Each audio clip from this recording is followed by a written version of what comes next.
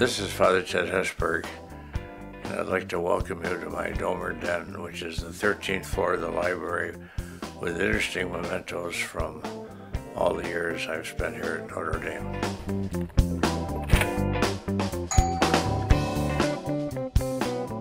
I spent a whole summer in China when the country first opened up. In fact, before it opened up. We tend to be open as educators, and they were happy to have me, and I was happy to be there. So as a kind of remembrance, they gave me this beautiful urn, a Chinese thing, and it's priceless, and it's a reminder to me of my love for the Chinese people and that wonderful summer I spent there. I've been there many times since.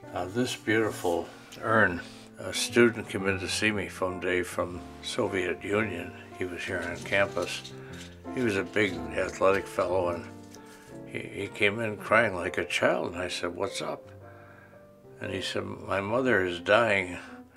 I don't know what to do. She's out in the middle of Kazakhstan, which is way deep into Russia." One doctor told her there was a medical treatment in the United States that could take care of her, but when she went to the American embassy in Moscow, they wouldn't give her a visa because they said it wasn't serious. Well, it's enough serious that it's her life. She lives or dies by this treatment. And he said, "I don't know what to do." And I said, "Well, you came to the right place. Luckily, I happen to know the new ambassador to Russia." So I just called him up in Moscow and got him on the phone right away. And I said, "I got a serious problem with one of our Russian students." I explained it. "Can you do something about it?" Well, he was a tough Texan. He said, "I can not only do something about it," he said, "but it will be done. So tell your student he can expect to see his mother show up one of these days." So she came, and she had the treatment. She spent 10 days in the hospital after the treatment. And you know what? She got better. When it was all over, she sent me this Russian urn as a remembrance of that Russian student and his mother and her being faced with death and coming to life again, thanks to a good Texan who was ambassador to Moscow at the time. My name is Melanie Chaplow, and I've been with Father Ted for 25 years.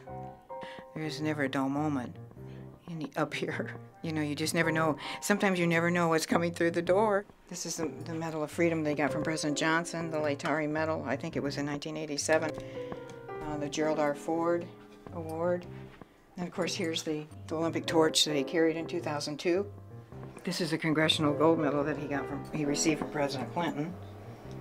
Got to ride the SR-71. I'm probably the only civilian that ever did that.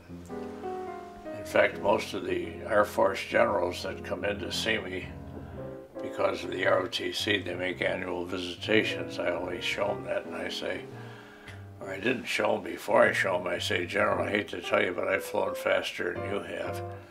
And they look at me and they said, "SR-71? I said, "You got it." They said, "We haven't been able to fly in that plane. How'd you do it?" I said, "I did a big favor for one of the presidents." He said, "What can I do for you?" And I said, "I want to ride the SR-71. He said, "We don't even let civilians see that airplane. It's a secret plane." And I said, "Mr. President, may I say that you're Commander-in-Chief of the Armed Forces, and you call up that four-star Air Force general. I just don't think he's going to argue with you." So the general called me 4 days later and said, "We don't want to do it, but the President wants it." So he said, "If you can pass the astronaut physical and psychological, you can fly in the SR-71, but you got to pass the same qualification as astronauts to do it." So I passed it, and there's the airplane. And we flew in less than 45 minutes from Sacramento to Denver, to Salt Lake City, to Seattle, and back to Sacramento in less than 45 minutes. So it was a pretty fast flight, and we did go over Mach 3.5, and that's faster than all but about 10 people on Earth today. So it was a wonderful flight, and these are various things that go along with it, stuff they gave me, decorations of various kinds. There's all kinds of stuff around here. Everything here has a memory. This office is just full of things, and I can't go through every one because it'd take us all day.